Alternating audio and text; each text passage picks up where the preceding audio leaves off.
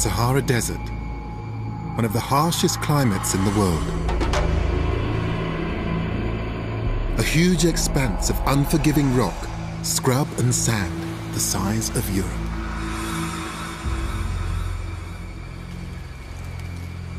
To me, it looks like a place of nothingness.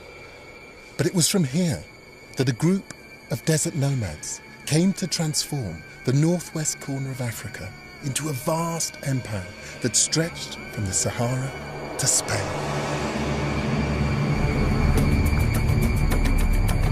What started with one man's mission grew into a kingdom which lasted for centuries.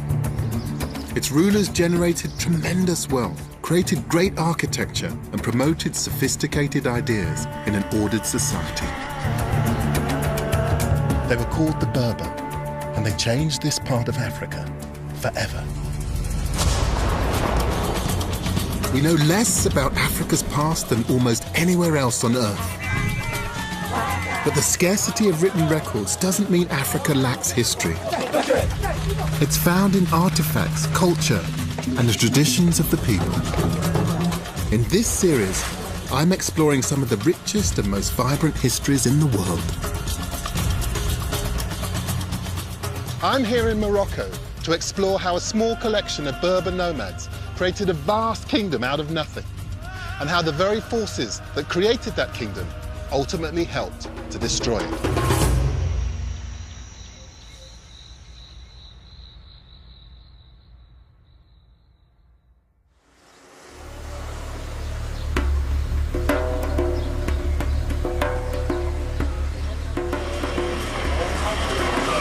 (21st-century Morocco), a modern Islamic state whose Arab king claims descent from the Prophet Muhammad. He rules over a country with a culture and a history as diverse as its landscape.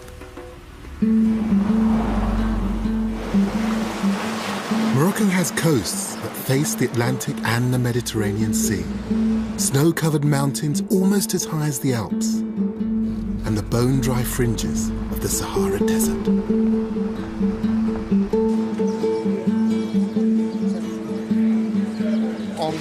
Arabic.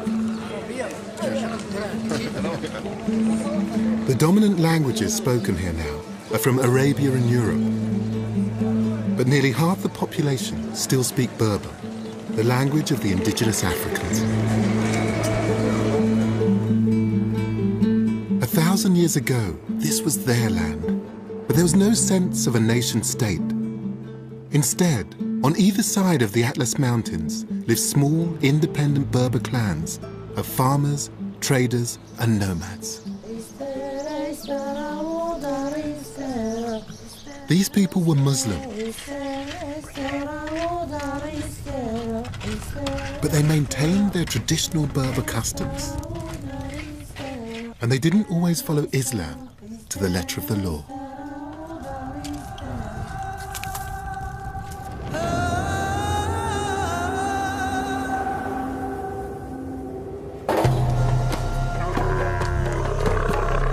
But in the mid-11th century, one man changed everything. A Berber who'd studied the Quran and had become a charismatic, fiery preacher.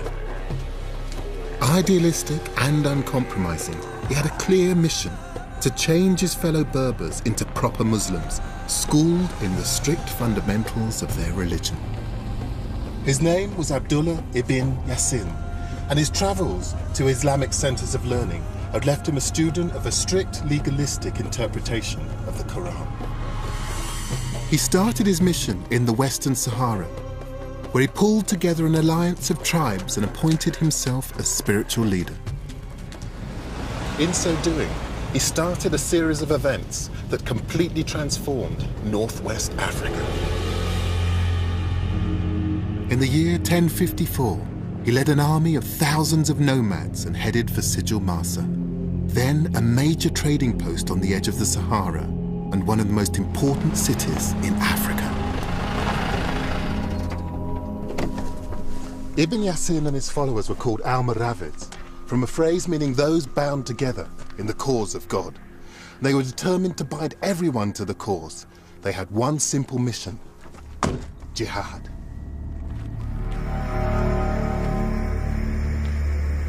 The term jihad today carries connotations for many people of anti-Western extremism. But Ibn Yassin's holy war, his struggle to uphold a true understanding of Islam, was aimed at his fellow Muslim Berbers.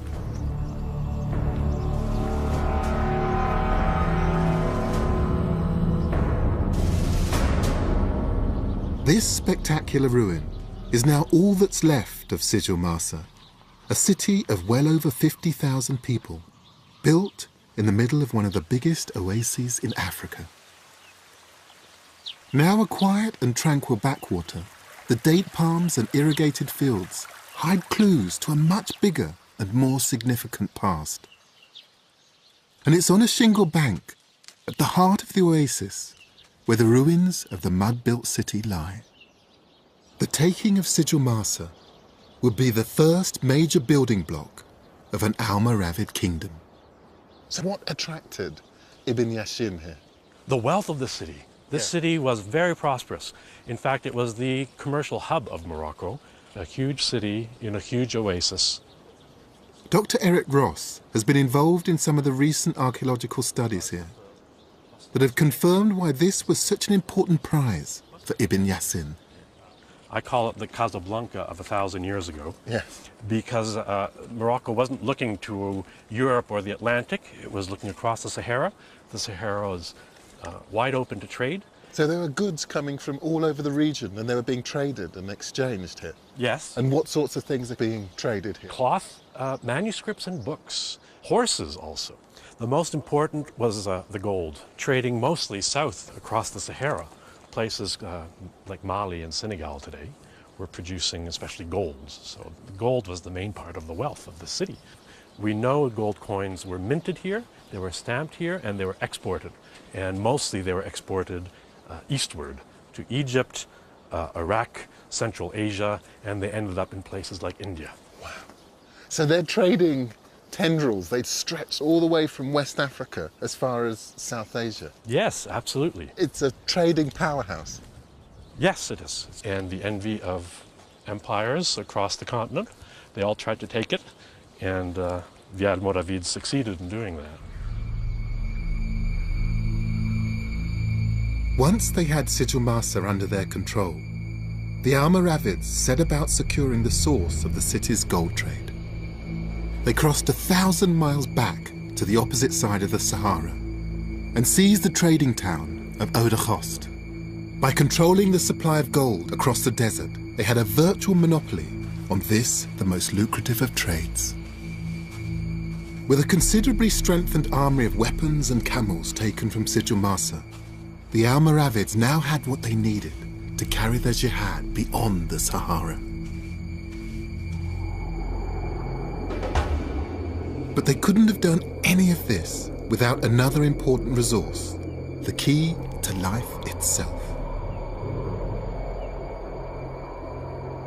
Water sustains everything in this harsh climate, and the Berbers had the know-how to find and to move it under the desert.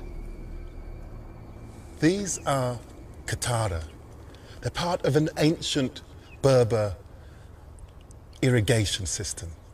And you see these mounds stretching out across this landscape. What you see on the surface belies a very complex network of tunnels that sit underneath the ground, funneling the water across this landscape. Because water was such a rare resource. These access shafts are all that you see of the gently sloping tunnel system that taps into the underground water table. These systems could take water for miles in this very arid, dry, hot landscape, and to take it where it was needed. And it just says how the Berber understood this landscape, how they worked with it, how they used the small resources that they had to their advantage. With a powerful army, money, and the rallying call of Islam, Ibn Yassin now had the potential to create a Berber nation. The Almoravids' jihad had an unstoppable momentum, but now they wanted to take their brand of Islam to every Berber. And that meant crossing the Atlas Mountains.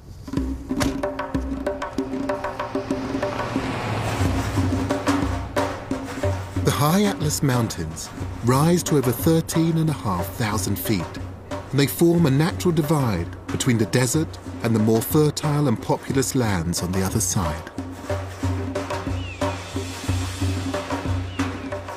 But these were dangerous times, and this was a perilous area to be traveling through.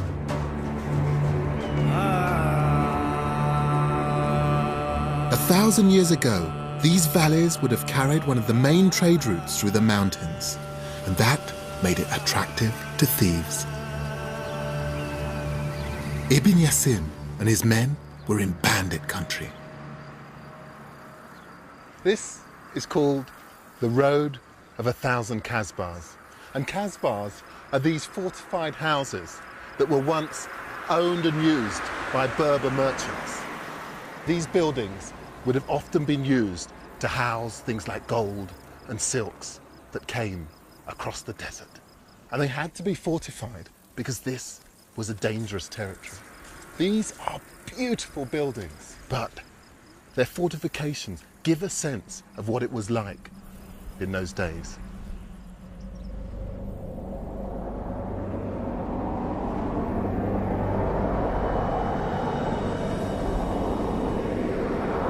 The Almoravid army traversed this hostile environment with 400 horsemen, 800 cameleers, and 2,000 foot soldiers.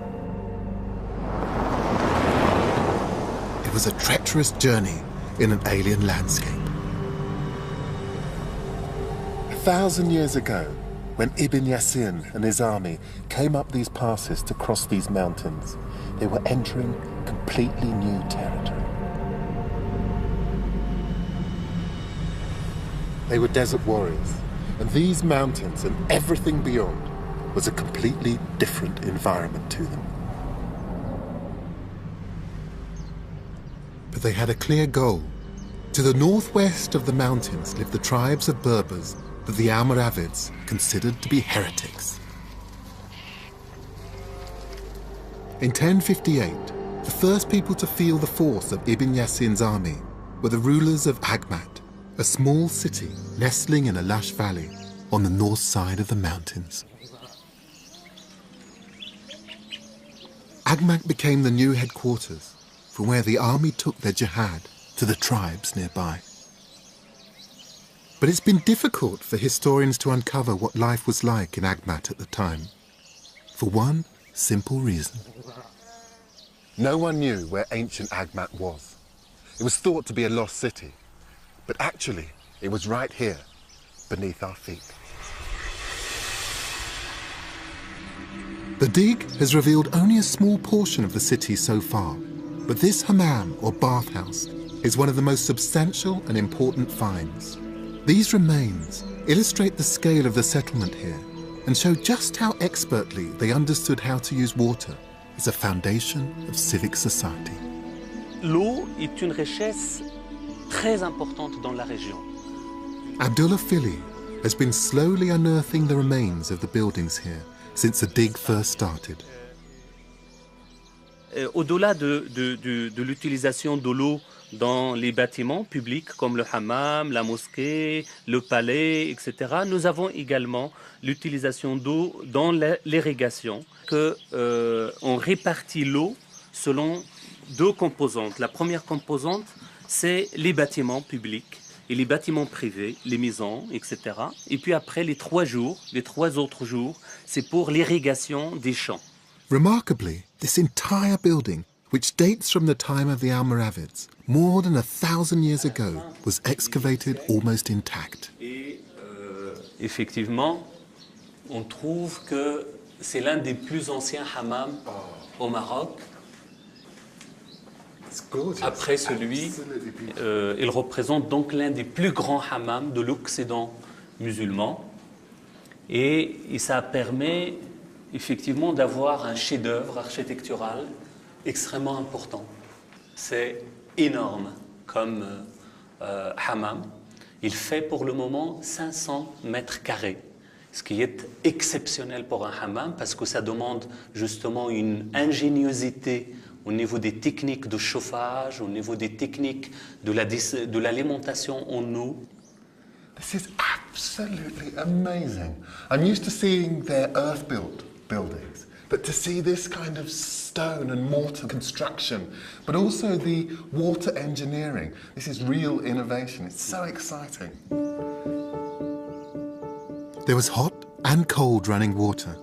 The temperature of the 3 rooms increased the nearer they were to the huge fires that heated the water as it came into the hammam. This was civilized living. C'est pour ça que la question de l'eau est vraiment centrale pour le fonctionnement d'un bâtiment aussi important, car il permet la purification des gens. Les gens viennent ici se purifier, par exemple, 1 fois par semaine, 1 fois toutes les 2 semaines, etc., pour se reposer, parce que le hammam, avec le système de chaleur, ça permet de reposer les corps et aussi parfois les esprits.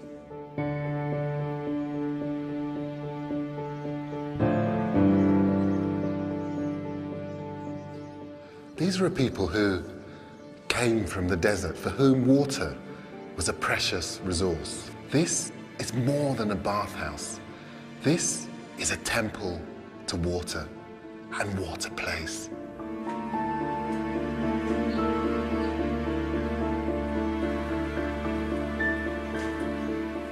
The Almoravids were beginning to appreciate city life, but there was a problem. For desert nomads, this city was just in the wrong place. Surrounded by mountains and hills on 3 sides, Agmat was not in a good defensive position. As people most suited to fighting in the open, it made them feel vulnerable. After little more than a decade, the Almoravids looked for a new home, a new base from where they could expand and take on even more territory and infidels. The Almoravids had the desert in their DNA, and they chose a flat, dry, open piece of land around 20 miles from the foothills of the Atlas Mountains. They pitched their tents and named their city after the Berber words, the land of God.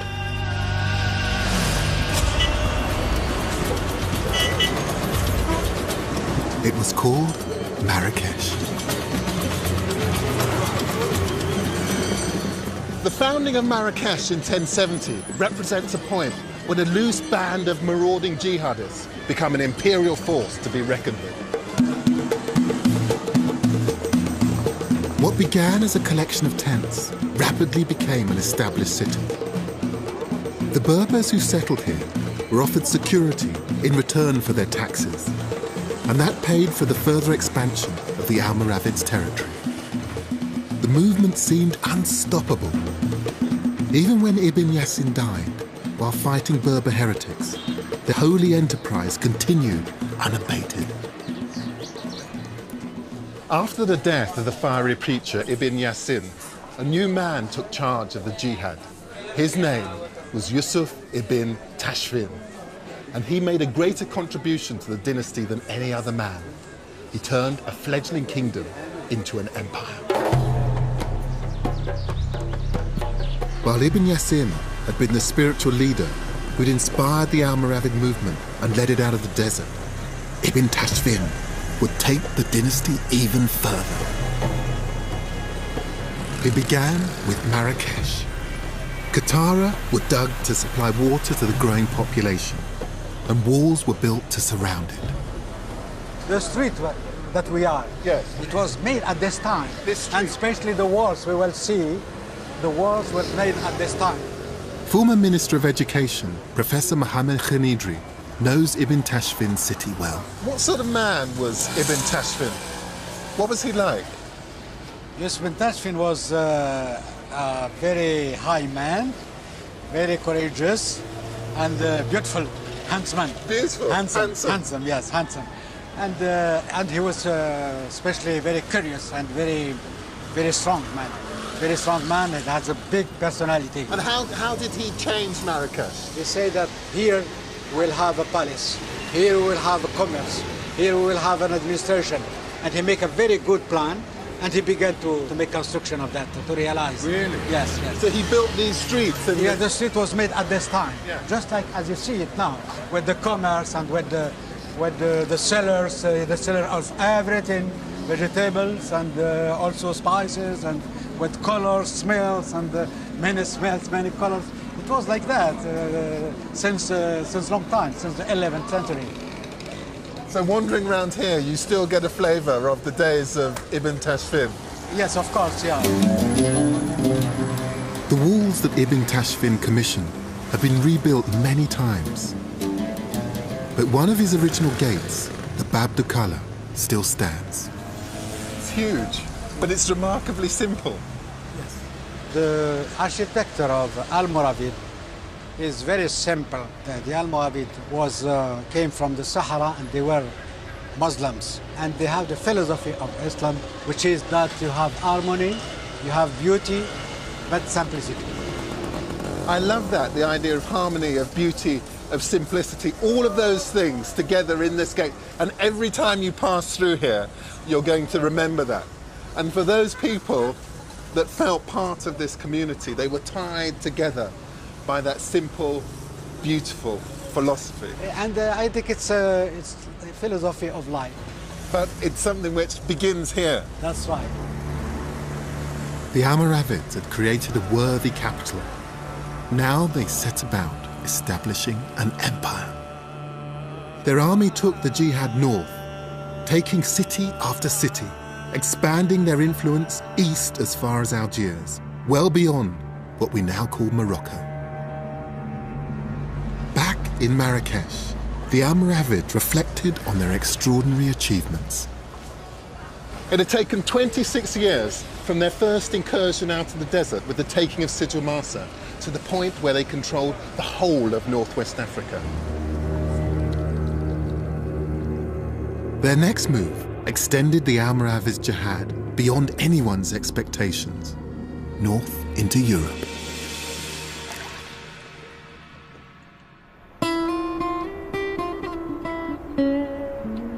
A parallel Islamic world had existed in Spain and Portugal since the early 8th century. It was called Al-Andalus, and it had flourished under the Caliph of Cordoba into a rich civilization of lavish palaces and elegant gardens. Now in the 11th century, it had broken up into weaker city-states.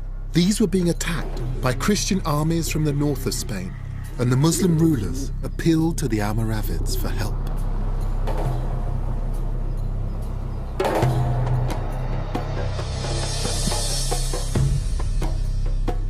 Yusuf ibn Tashfin helped repel the Christians, but he was disgusted at the decadence of the Muslim princes he'd agreed to help.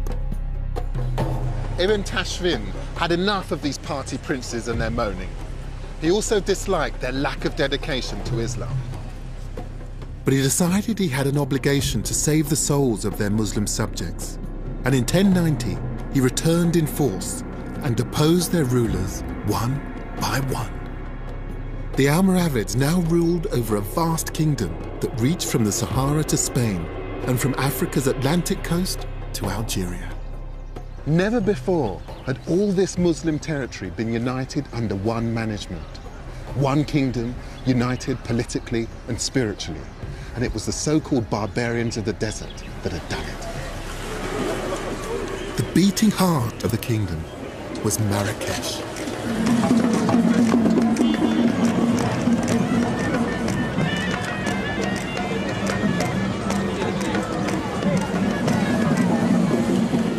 This was a place where people came to exchange stories, ideas. Stories that had been traded across the desert from as far away as West Africa. Stories that had come from southern Europe, from the Middle East. But they all ended up here in the central square in Marrakesh. By the beginning of the 12th century, the square here had become the news hub of the empire. But in 1106, the news running around this square was of terrible importance. Yusuf ibn Tashfin had died. Ibn Tashfin was more than 80 years old when he died. He had seen his Berber kingdom grow from the founding days of Marrakesh to the farthest reaches of his empire.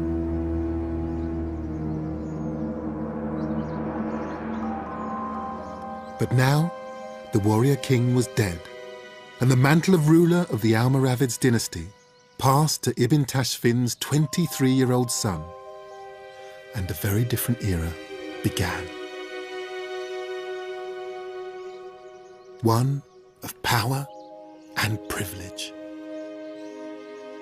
Ali was the first Almoravid leader not to have known the desert or its hardships. He knew the royal palace and its luxuries. At the time of his father's death, the royal treasury housed 13,000 boxes of silver and 5,400 boxes of minted gold. He was loaded. The new leader worked hard to make Marrakesh even more splendid, and he ordered a new palace to be built.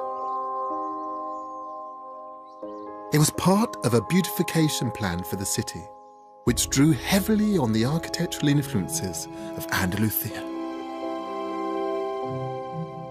It was thought that no buildings were left that could show us what Ali's grand vision might have looked like. Then, in 1952, buried under some outbuildings, they found this.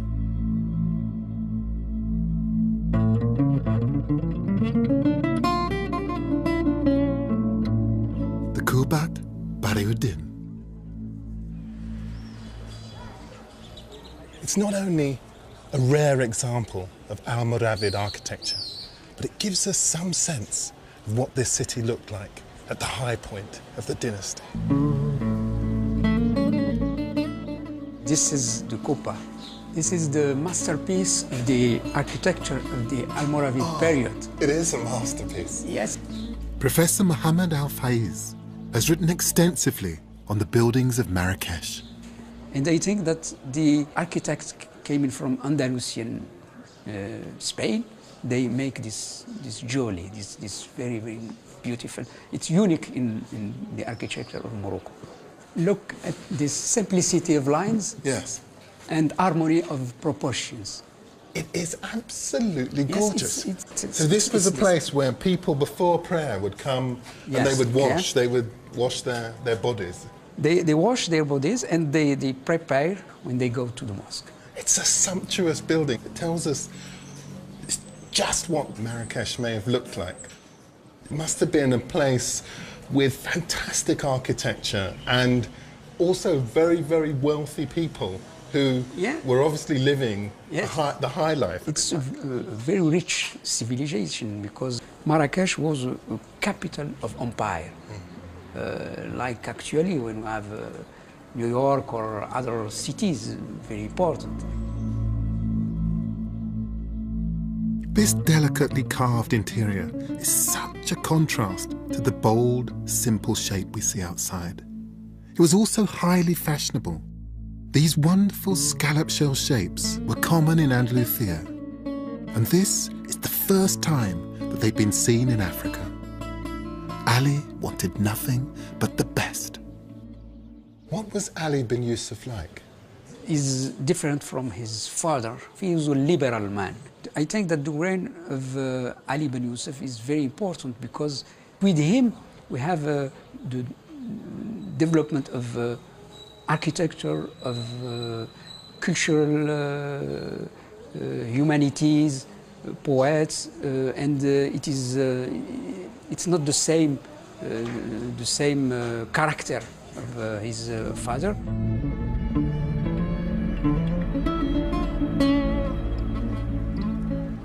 This is a massive architectural statement in the palace grounds, which shows just how far the Almoravids had come since their days as desert warriors bent on holy war.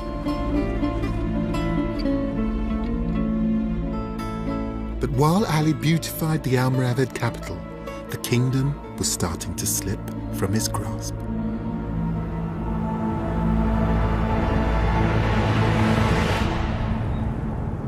Under Ali, the link to the desert tradition was broken, and to some, the Almoravids seemed to be going soft. High in the mountains behind the city, a force even more powerful than the Almoravids was stirring. The fires of dissent were being stoked by rival Berbers holed up in the high Atlas Mountains. This precarious mountain track leads to what was, in effect, their mountain hideout. The Almoravids were never comfortable in the hills and mountains of the high Atlas, and whenever they tried to root out trouble, they were evaded, and there was plenty of trouble brewing. Here, a new group of Islamic revolutionaries laid the groundwork for their domination of this whole region. They were called the Almohads, meaning the people who believed in the unity of God. The leader of the revolution was Muhammad ibn Tumurt. He wasn't a desert warrior like the Almoravids. He was a mountain Berber. Ibn Tumurt had spent decades studying Islam. He claimed to have been divinely chosen to restore the true faith as he understood it. This is Tin Mal, the village where Ibn Tumurt started his revolution. From here, he preached against the arrogance and corruption of the Almoravids. Professor Mohammed Rabataddin has studied the power struggle that developed between the Almoravids and their fiercest critic. La société marocaine, à cette époque-là, était une société purement musulmane. Ibn Tumurt, le rôle d'Ibn Tumurt n'est pas faire l'islamisation ou faire une deuxième fois de l'islamisation de la société. Non. Ce qu'il a fait, c'est une politisation de la religion pour faire ou pour donner une légitimité à son projet politique. So your interpretation is that the religious manipulation of the text was something that Ibn Tumurt was spearheading as a way of changing regimes. Cet objectif donne aussi la création de la grande empire islamique dans la Méditerranée occidentale, qui est la dynastie ou l'empire almohad.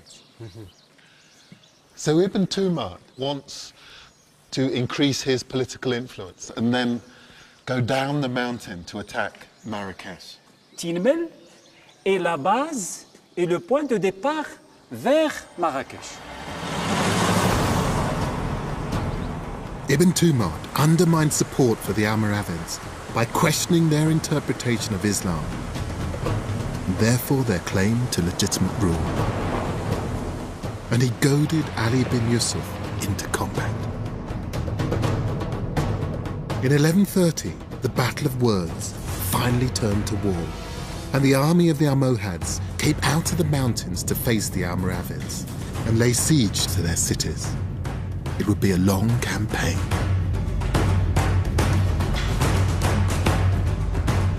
In Marrakech, the city walls were reinforced and rebuilt by the Almoravids in direct response to the Almohad threat. A culture based on nomadic traditions and tents turned in its most desperate moment to huge walls like this to protect themselves. But their ancient belief that walls imprisoned rather than protected proved true as they became increasingly confined to the city.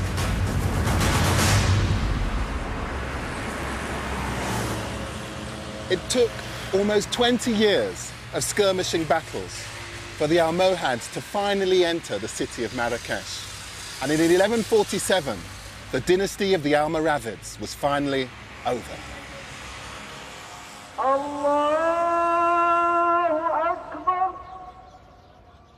Once inside the city walls, the Almohads wanted to stamp their authority on the city, and they started by replacing the most significant of the Almoravids' buildings. This is the Kutubiyya Mosque, named after the Al-Kutubiyin, or the booksellers who used to ply their trade here. It's also Marrakesh's most important building.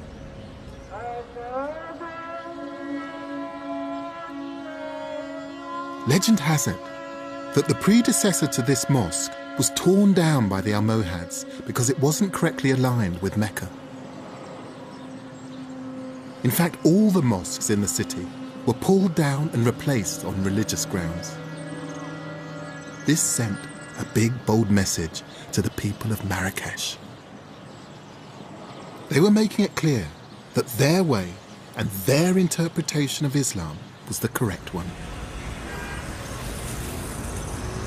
And anyone arriving in the city got a similar message. This is the Bab Agnew, or the Gate of Guinea.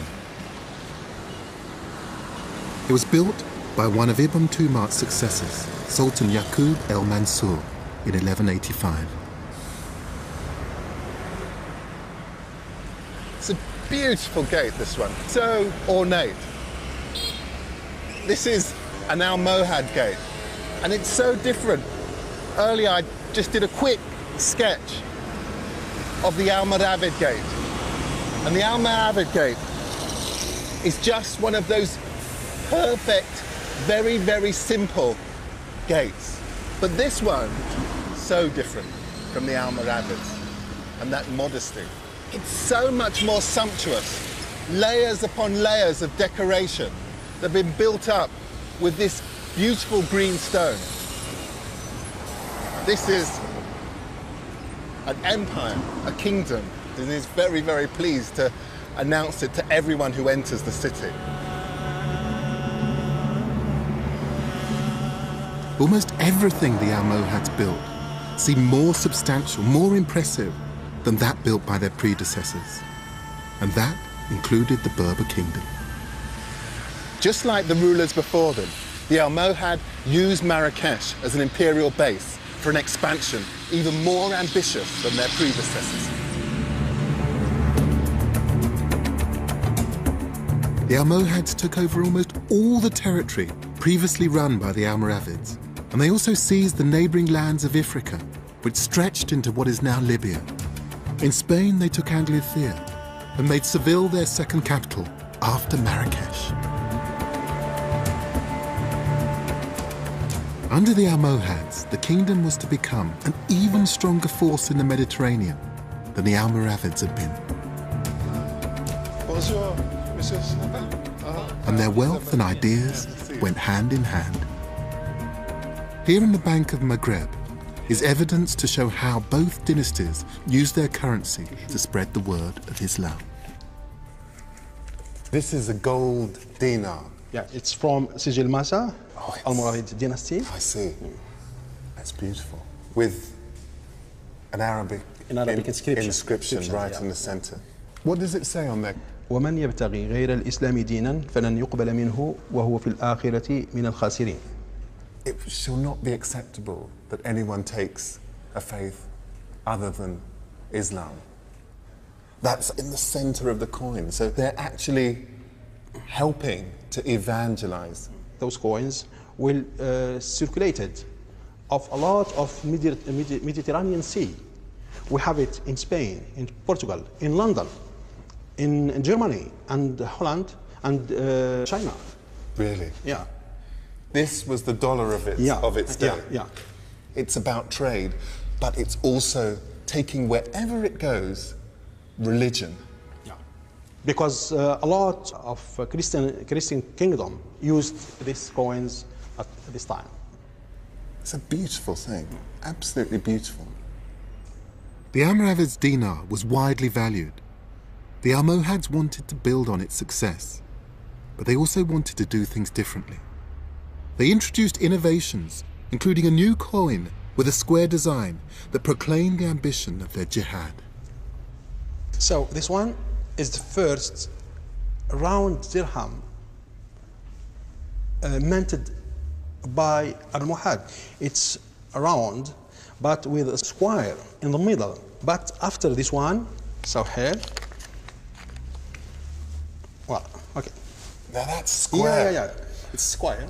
So they created these circular coins first with the square inscription in the center, and then they reduced them down just to these squares. Technically, in the mint of coins, it's easy to do something the coins which is square. So these squares were much more efficient to be minted because there was much less wastage from a square sheet of silver. That's correct. And it's amazing that that's just a tiny thin wafer of silver, and yet it represents so much. These four sides were seen as being symbolic of the four sides of the kingdom, of the different directions. Looking eastward, eastward towards India, towards China, looking north up toward Europe, looking south towards the desert, and west towards new opportunities. But this is about an empire expanding.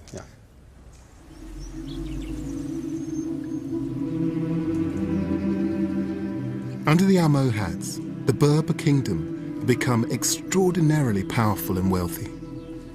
They undertook increasingly ambitious projects to reflect the magnificence of their empire.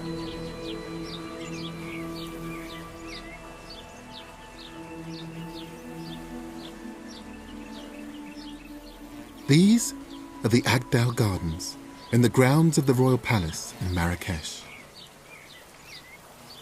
Almost 1,000 acres of orange, lemon, fig, apricot and pomegranate trees, linked by olive-lined walkways, all irrigated by water brought from the mountains over 20 miles away.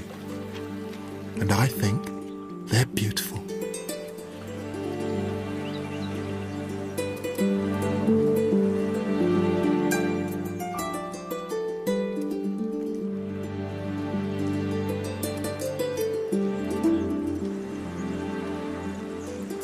Gorgeous place. This is the Almohad using water in such a luxuriant way. I mean, this setting was meant to be a place in which you could come and reflect on this landscape. And what they're using are all the traditional constituent parts of Berber culture. You have here water, you have the palms, you have olives, you have fruit trees. These are things that they would have had in their oases, but what they're using them for here is for recreation and just simply for people to come and reflect on the beauty of Berber culture. And even today, hundreds of years on, who can doubt that they succeeded?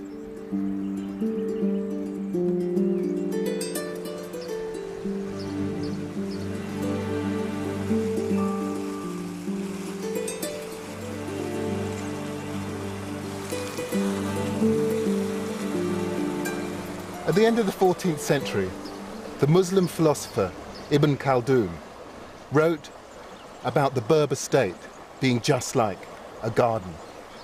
Within this garden, the government turned like a wheel. He said that there was no justice without the monarch, no monarch without the army, no army without taxes, no taxes without wealth, and no wealth without justice. Ibn Khaldun's vision of a garden in perfect balance highlighted just how interdependent these elements of government were. Justice was defined by the monarch, who was supported by the army. They were paid for by taxes that were generated by the wealth of its citizens. While all of those things were in place and intimately connected, the wheel could continue to turn.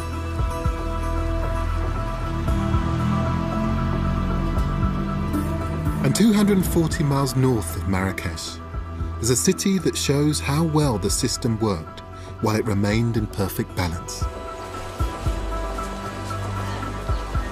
Its Medina is probably the most complete medieval city centre in the world, a place that has changed little since the days of the Almohads. This is Fez, one of the great cities of the empire. Then, as now, a great centre of trade. From here, the Almohad traded in things like sugarcane and cotton, like gold and copper and pottery. But some of the most significant things they dealt in were ideas. In spite of their religious views, the Almohad were not intellectually repressive. The ancient University of Fez attracted thinkers and scholars from right across the Mediterranean. Deep in the centre of the old Medina is a theological college. It welcomed hundreds of scholars through its doors during the years of the Almohad reign. Librarian Abu Bakr showed me some of the most priceless books in the collection. And this volume is actually illuminated, and that some of the words are picked out in gold, and this plate here. Written by Ibn Tumard, he describes in detail his interpretation of the finer points of the Quran. Oh! Look at that. You'd come in here obviously to learn, but this is just so uplifting visually as well. It's just such a privilege to see. It's just the richness of it. ازدهارا علميا كبيرا وحركة علمية كبيرة تجلت في الخصوص في ظهور شخصيات مرموقة في مختلف العلوم، سواء في مجال الفكر أو التاريخ أو الطب والفلسفة وكذلك العلوم الشرعية وباقي العلوم الأخرى. One of the scholars who worked here, perhaps surprisingly, was Moses Maimonides, still regarded as the most important Jewish philosopher for the past 2,000 years. And this beautifully bookworm-ridden volume was written by another of the intellectual titans that were based here, the Andalusian philosopher Ibn Rashid, known in Europe as Averroes. Oh, look at that. Most famous for his commentary on the works of Aristotle, he was a significant link between the ideas of ancient Greece and medieval Europe. Page after page. On its extremely delicate, wafer-thin pages are his thoughts on Islamic law. وعنوانه بداية المجتهد ونهاية المقتصد، وكتاب في الفقه. فهذه الفترة عرفت يعني ازدهارا فيما يتعلق بمجال التأليف. It's fascinating because these are figures who talk about Islamic studies, but they're putting it into a much wider intellectual context. Here there are all of these great thinkers all working together, and they're pushing philosophy, pushing on astronomy, pushing on a number of great disciplines further than anywhere else in the area around the Mediterranean. ونحن عندنا في ديننا في الدين الإسلامي قولة تقول أو حكمة أن الحكمة هي ضالة المؤمن أينما وجدها، يعني هو يبحث عن الحكمة أينما كانت، فهو يستفيد ولا يتحرج أن ينفتح على كل العلوم سواء كانت علوم إسلامية أو غير إسلامية، فهو يستفيد منها ويعني يحاول أن يوظفها في علومه. These weren't just people who were interested in business, in conquering their neighbours. Just look at this. They knew beauty and they knew how to celebrate it. These are exquisite books. Absolutely exquisite.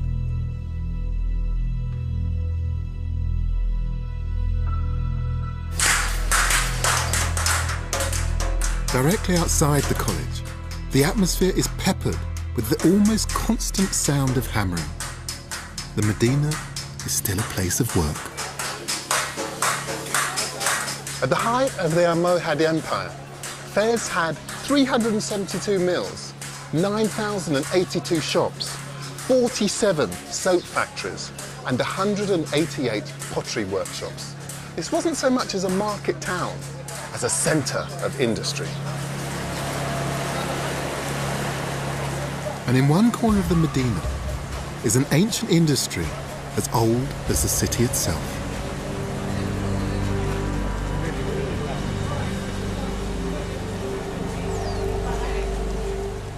Binding and protecting the priceless books and their precious contents was some of the finest leather in the world. And it's still made today, as it would have been during the Almohad's reign.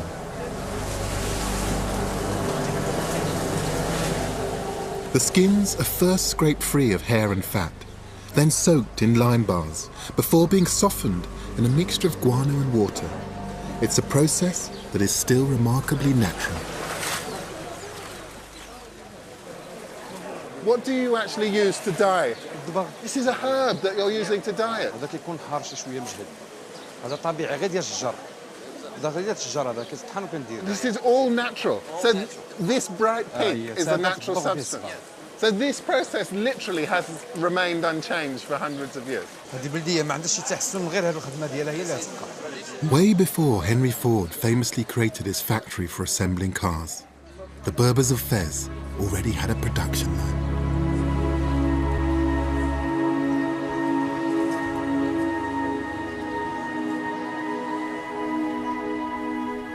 Intellectually and economically, the Almohads were in charge of an empire that ranked alongside the greatest of that time, anywhere in the world. This was the high point of the Berber kingdom, but controlling such a massive realm brought its own problems. By the end of the 12th century, this fort at Rabat overlooked an armada of ships at anchor. The Almohads controlled substantial amounts of the Atlantic and Mediterranean coast, and armies were being carried by sea to far-off battlegrounds. Seaports like Rabat had become crucial, and by the end of the 12th century, the Almohads' greatest ruler, Yaqub el-Mansur, developed the town into his military headquarters.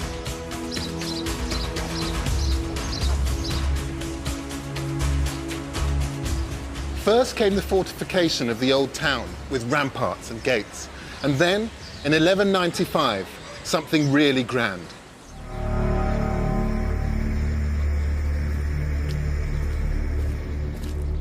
It had 400 columns and pillars. It was big enough to hold an entire army. And it would have been the largest mosque in the Islamic West, if not the entire Muslim world.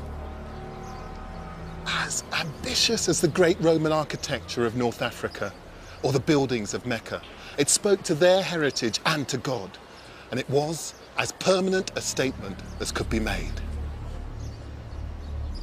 But we'll never know if this would have been the grandest mosque in the world, as this isn't just a ruin, it's an unfulfilled dream. The reason why there's no top on the minaret or roof on the prayer hall here is that in 1199, only 4 years after work started, Yaqub el-Mansur died.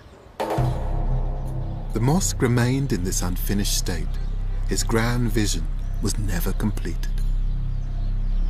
El-Mansur was the last strong leader of the Almohads, and his death marked a critical turning point. It was the beginning of the end of the Almohad dynasty. Squabbles over his succession allowed rival Berber tribes to vie for power, and the weakness at the center had repercussions further afield.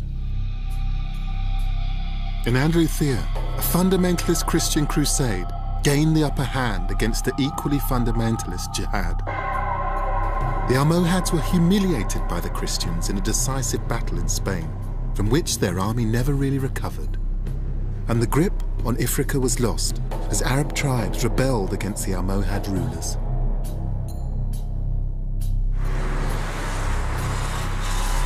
Professor El Faiz has studied the factors that led to the decline of the Almohad's Berber kingdom. There are external factors.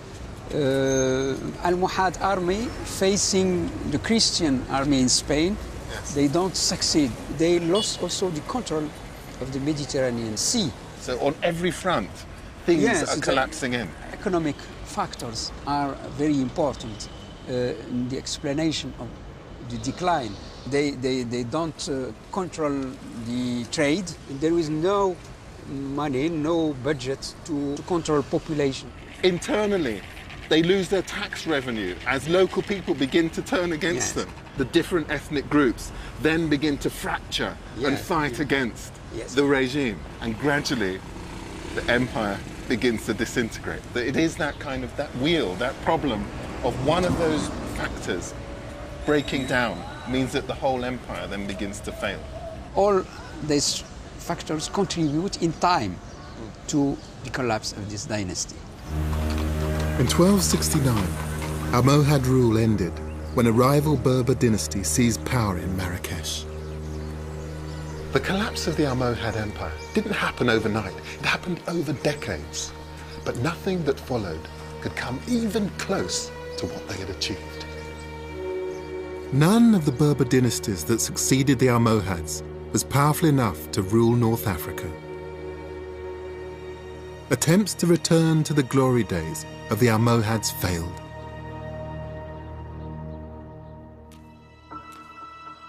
In the 16th century, the kingdom of Morocco was revived.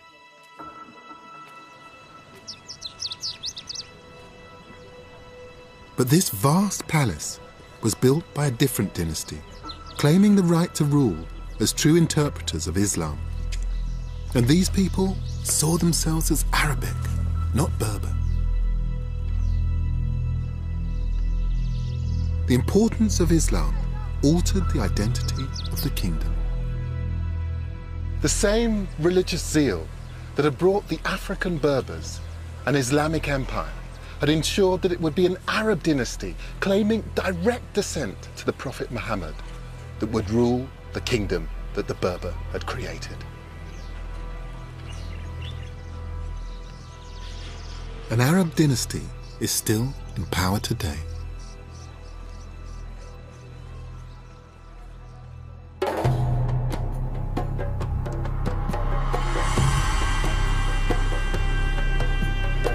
After 5 centuries of Arab rule, many now think of Morocco as an Arab state with an Arab history. This is a kingdom with roots that are distinctly African. A group of indigenous nomads from the desert had achieved what no one else has ever done. They united a disparate group of Berber peoples under the banner of Islam and created an African empire that stretched into Europe. The Berber story deserves its place among the continent's great histories.